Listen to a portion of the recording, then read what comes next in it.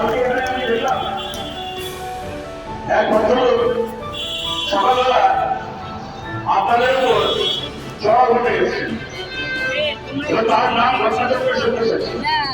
আপনারা জানেন মহাভারতের সব্যসাচী মহাভারত অর্জুনকে রামভাবে সমানভাবে তিনি মহাভারত অর্থ চালাতে পারতেন। আর আমাদের যিনি হচ্ছেন এজুবের সব্যসাচী ইনি তোমাদের সমানভাবে তার কথা আলোচনা করতে পারে। কিন্তু এই দেখছি অনুমান করছে যে আমাকে কেন ছোট আপনাদেরকে মনে করাই এই ব্যক্তি তিনি গতকাল আপনাদের উপর গুন্ডা দিয়ে দিয়েছিলেন। এই ব্যক্তি যখন 3টা-1 দলে বেরোতেছিলেন, ফেরত আসার সময় কলাবার কানা থেকে গেছিলেন, আপনাদের মনে আছে? আমি সেই ছবি দেখাতে পারি আপনাদেরকে। আপনাদের সবাইকে খোঁজে বসে যে লোক এখন জেলে বসে আছে সেই মানুষের কাছে আপনাদের কথা লাগিয়েছিলেন। আর ছিল তাহলে আপনাদেরকে বেড়াতে এদেরকে ছোট করা হবে, আমি চুলমালা দিয়ে বড় করা হবে। এবং আমি আপনাদের বলছি কোন সভ্য সমাজে এই জিনিস কেউ ভাবতে পারে না যে পুলিশ লাঠি মারছে কোনো মানুষের মাথায়। পুলিশকে মাঝে মধ্যে লড়াইটা এনফোর্স করার জন্য লাঠি চালাতে হয়। পুলিশের আজকে দেখছিলাম সুপ্রদীপ সরকার পুলিশের প্রোটোকল শোনাচ্ছে আমাদেরকে। আমরা বুঝে নেবো সুপ্রদীপ সরকার কোন প্রোটোকল শিখেছে, আমাদের রাজনৈতিক প্রোটোকল এটাকে আপনাদেরকে আমাদের পৃথিবীর কোন সভ্য দেশে এই লাঠি করে পাবেন না। পুলিশকে বলা থাকে তুমি লাঠি চালাবে লড়াইটা এনফোর্স করার জন্য তাদের উপর, গুন্ডা বদমাইশ ক্রিমিনালদের উপর। এখানে গাড়ি চালানো হয় তাদের উপর, শিক্ষকদের উপর। গুন্ডাগুলো এসে তুলে চলে গেল। লাঠি করে আন্দোলনের সময় আমরা দেখেছিলাম মাঝরাত্রি হলে গুন্ডারা এসে ডাক্তারটাকে বেড়াচ্ছে। গুন্ডাগুলো এসে খুলে চলে গেল। শিক্ষকদেরকে লাঠি মারছে আর পুলিশের প্রোটোকল বড় বড় করে লিখে দেওয়া আছে লাঠি মারতে হবে হাঁটুর নিচে। এরা হাঁটুর নিচে নয়, কোমরের নিচে নয়, মাথা করে লাঠি মারছে। মাথায় রক্ত নিয়ে এরকম ডাক্তার অ্যাক্সিডেন্টে সব নষ্ট হয়ে যাওয়ার অবস্থা হয়েছে।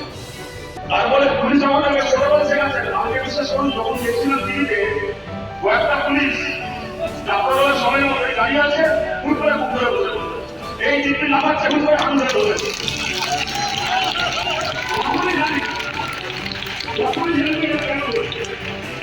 এবং এগুলো অনেক জানা আছে। যখন আপনাদের শরীর থেকে রক্ত চলেছে তখনই পুলিশ জানে যে এর বিরুদ্ধে যেরকম বসবে পেরেছিল মারার পরে আপনার বাইরে বসতে পেরেছিল।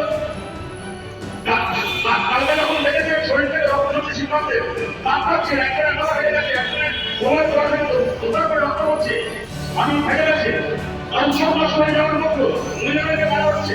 যখনই জানে কালকে ব্যাপারটা আমার পালাতে যাবে, তখন আদালত করে দেখাতে হবে যে দেখো আমরা এমনি মানিনি, ওরা আমাদেরকে মানছিল, তাই আমাদেরকে আত্মহত্যা করতে হয়েছে।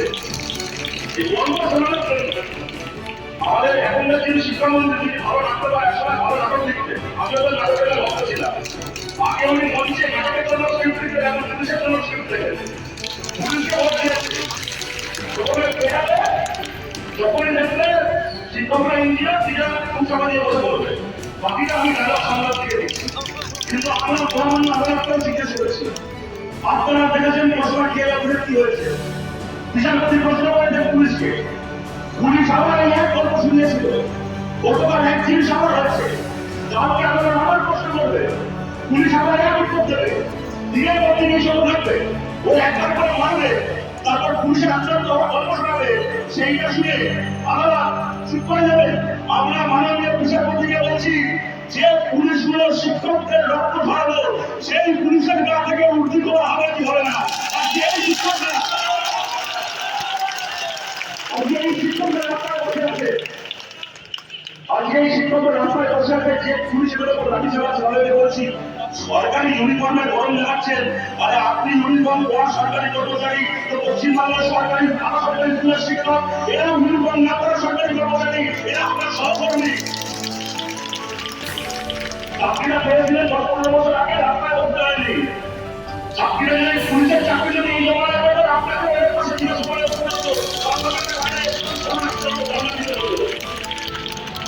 আপনার সহকর্মীর উপর লাঠি চালাচ্ছে। পুলিশের চরিত্র আমাদের জানা আছে, আমাদের দেখা হয়ে গেছে। কিন্তু আমাদের একটা মন্ত্রিসভা কত বড় চোর হলে 4 বছর ধরে আদালত চাইবার পরে তারা বলে দেয় পৃথিবী উল্টে যায়, কিন্তু আমি 4 ঠাকুরকে আলাদা করবো না। একটা মন্ত্রিসভার কত বড় চোর হলে মন্ত্রিসভার মিটিং করে সিদ্ধান্ত নিতে পারে যে আমরা আগে অত করে চাকরি বাঁচাবো, তারপরে যতটা কি হবে ওই নামে আমরা দেখবো। কত বড় চোর হলে সিদ্ধান্ত নিতে পারে। কিন্তু আপনাদের একটা কথা সরকার বলেছেন তারা ইনভিটেশন করবে, যে রায় দিয়েছে আদালত, তাহলে সবাইকে নতুন করে পরীক্ষা দিতে হবে। এবং আমি নিজে আপনাদের 2200 টাকা মাধ্যমিক পরীক্ষা দিয়েছিলাম। আমি কোনটা পাস করিনি, আমি পড়াশোনা করেই পাস করেছি। আমি কাউকে টাকা দিয়ে মাধ্যমিক পাস করিনি, কিন্তু আমাকে যদি আজকে নতুন করে বলা হয় আমার মাধ্যমিক পরীক্ষায় বসে আমি সেই নম্বর পাবো না, হতে পারে কখনো? কোন সমাজ একজন মানুষ চাকরির পরীক্ষা দিয়ে পেয়ে যাওয়ার পরে 10 বার তাকে আমার 1 মিনিট থাকতে হয়? কোন সমাজ এই জিনিস হয়? আমরা পরিষ্কার সরকারকে বলছি, সরকারের কাছে আবেদন করছি, মুখ্যমন্ত্রী আপনি প্ল্যান এ প্ল্যান বি করে অনেক গল্প শুনিয়েছিলেন। আপনার প্ল্যান এ প্ল্যান বির নামটা আমাদের বলা হয়ে গেছে। প্ল্যান এ ছিল চুরি করা, প্ল্যান বি চোরগুলোকে ভাড়া দেওয়া, প্ল্যান সি